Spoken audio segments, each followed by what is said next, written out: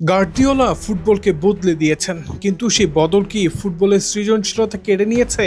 সাবেক ফরাসি তারকা প্যাট্রিস এভরা সম্প্রতি পেপ গার্দিওলাকে নিয়ে এমনই এক বিস্ফোরক মন্তব্য করেছেন। এভরার মতে, গার্দিওলা বিশ্বের অন্যতম সেরা কোচ, এ নিয়ে কোনো সন্দেহ নেই, কিন্তু তার প্রভাবেই ফুটবলে তৈরি হয়েছে এক ধরনের রোবোটিক ফুটবল। এখন যুব পর্যায় থেকেই অনেক কোচ ও খেলোয়াড় গার্দিওলার মতো পাসিং, পজিশনাল ফুটবল আর নির্দিষ্ট কাঠামো অনুসরণ করতে চাইছেন।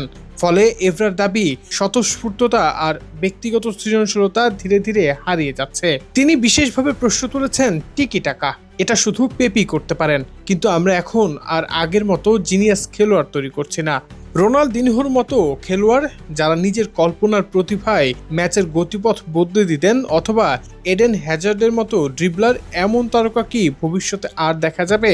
তবে গার্দিওলার ফুটবল যে সফল তা অস্বীকার করার উপায় নেই। বার্সেলোনা থেকে ম্যানচেস্টার সিটি, তার দর্শন আধুনিক ফুটবলের কৌশলই বদলে দিয়েছে।